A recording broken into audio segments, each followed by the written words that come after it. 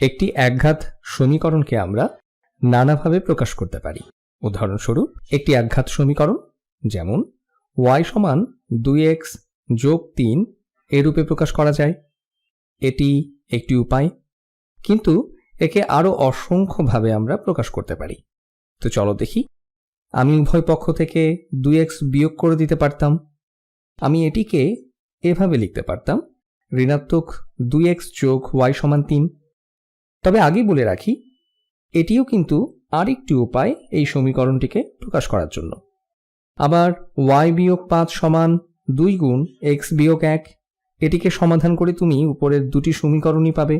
অর্থাৎ এই সব সমীকরণগুলোই একই। একটি রূপ থেকে তুমি বীজগাণিতিক প্রক্রিয়ায় আরেকটি রূপ সহজেই পেয়ে যাবে। তাহলে আমরা দেখলাম অসংখ্য উপায়ে আমরা সরলরেখার সমীকরণকে প্রকাশ করতে পারছি, কিন্তু এই ভিডিওটিতে মূলত আমি এই রূপটিকে প্রাধান্য দিচ্ছি কারণ এটি সবচাইতে বেশি উপযোগী রূপ একঘাত সমীকরণের ক্ষেত্রে, এবং আগামীতে আমরা এই বাকি দুই রূপের ব্যবহার দেখতে পাব। কিন্তু আপাতত আমরা এই রূপটির উপরই মনোযোগ দিচ্ছি, এবং এই রূপটিকে সচরাচর ঢাল ছেদক রূপ হিসেবে গণ্য করা হয়। আমি নিচে লিখে দিচ্ছি ঢাল ছেদক রূপ। এটা ব্যাখ্যা করার আগে আমরা একে গ্রাফে প্রকাশ করার চেষ্টা করি। আমি গ্রাফে কিছু বিন্দু বসাতে চেষ্টা করব, অর্থাৎ x, y এভাবে। আমি কিছু x স্থানাঙ্ক বেছে নিব যাতে y স্থানাঙ্ক নির্ণয় করতে সহজ হয়ে যায়। যদি x 0 হয় তাহলে 2 গুণ 0 সমান 0, এবং বাকি থাকলো y সমান 3। তাহলে y এর মান আমরা পেয়ে গেলাম 3। তো এখন এটি গ্রাফে বসাতে পারো। আমি শুরু করছি। তাহলে এটা হলো y অক্ষ,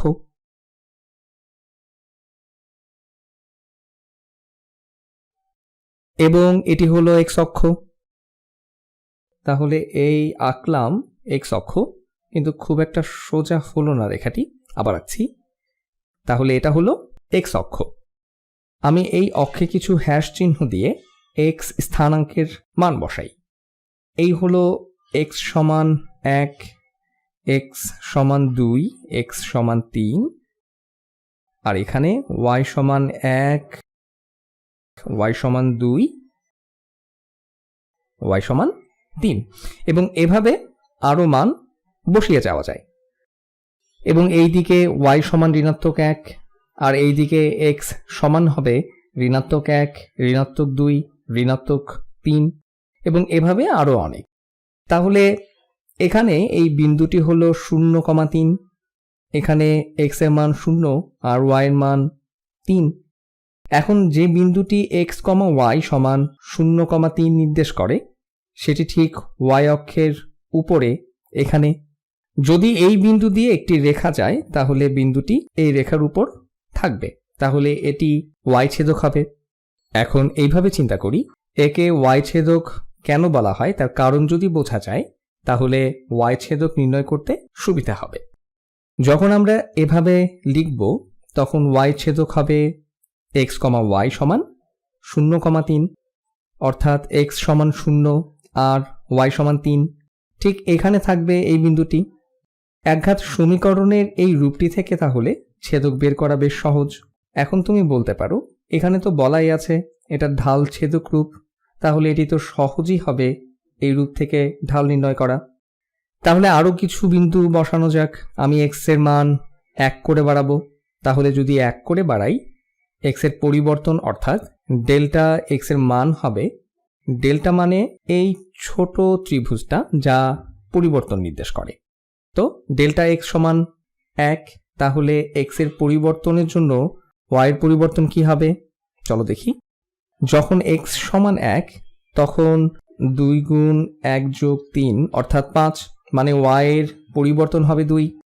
x এর মান 1 বাড়াই, ডেল্টা x সমান 1, তাহলে আবার 1 করে বাড়াই। তো x সমান 1 থেকে x সমান 2 এ যেতে হবে, তাহলে এর জন্য y এর কি পরিবর্তন পাবো? যখন x এর মান 2, 2 গুণ 2 সমান 4 যোগ 3 হলো 7, অর্থাৎ y এর পরিবর্তন হবে 2। তাহলে আবার দেখি যখন এক্স 1 থেকে 2-এ যায়, ওয়াই 5 থেকে 7-এ যায়, তাহলে এক্স এর জন্য প্রতি 1 বৃদ্ধিতে ওয়াই এর মান 2 বাড়ছে। তাহলে এই সরল রেখার সমীকরণের জন্য ওয়াই এর পরিবর্তন ভাগ এক্স এর পরিবর্তন হবে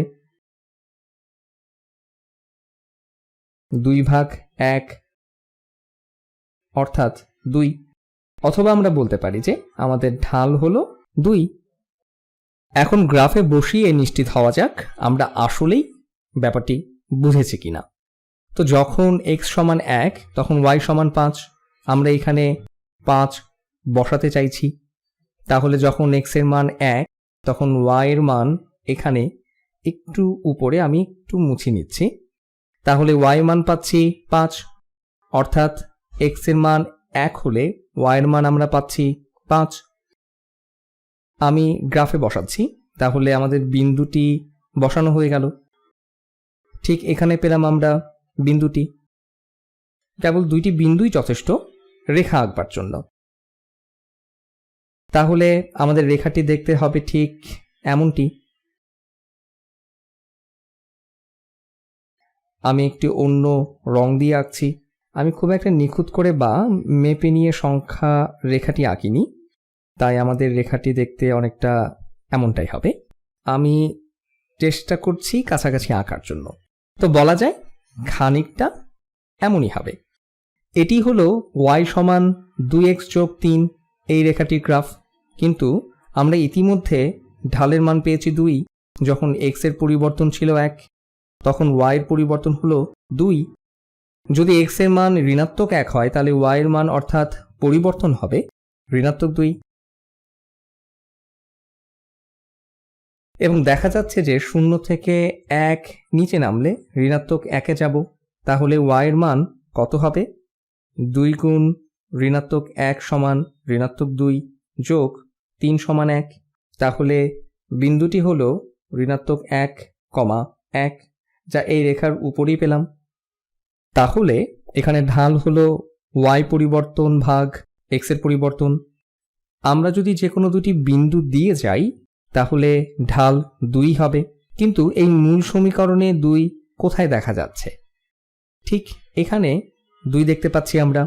আর যখন তুমি কোনো কিছু ঢাল ছেদক রূপে লেখো, যেখানে স্পষ্টতই y এর মান নির্ণয় করতে হবে, y সমান একটি ধ্রুবপদ গুণ x, x এর সূচক হবে 1, যোগ আরেকটি ধ্রুবপদ, দ্বিতীয়টি হবে তোমার y ছেদক, এবং এটি y ছেদক নির্ণয়ের একটি উপায়। ছেদকটি নিজেই একটি বিন্দু যেখানে রেখাটি y অক্ষকে ছেদ করে, এবং এই 2 তোমার ঢালকে নির্দেশ করবে।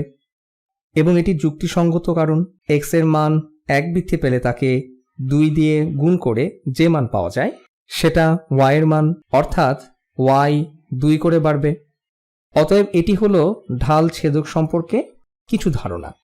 কিন্তু তুমি দেখবে এটি সবচাইতে সহজ রূপ কোনো কিছুর গ্রাফ কেমন হবে তা বোঝার জন্য।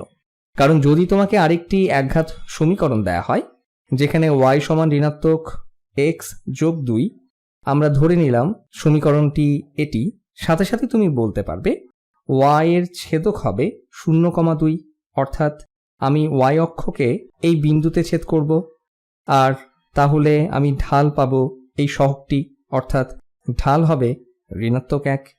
সুতরাং x এর মান 1 বৃদ্ধি পেলে y এর মান 1 কমবে, x 1 বৃদ্ধি পেলে y 1 কমবে, x 2 বৃদ্ধি পেলে y 2 কমবে। তাহলে আমাদের রেখাটি দেখতে হবে অনেকটা এমন। আমি রেখাটি মোটামুটি পরিষ্কার করে আঁকার চেষ্টা করছি, তাহলে আমরা রেখাটি পাবো অনেকটা ঠিক এমনই। নিখুঁত হচ্ছে না, কারণ দেখতেই পাচ্ছ আমি গ্রাফটি হাতে এঁকেছি। এটা পুরোপুরি হয়নি, কিন্তু আমার মনে হয় তোমরা ব্যাপারটা বুঝতে পেরেছ।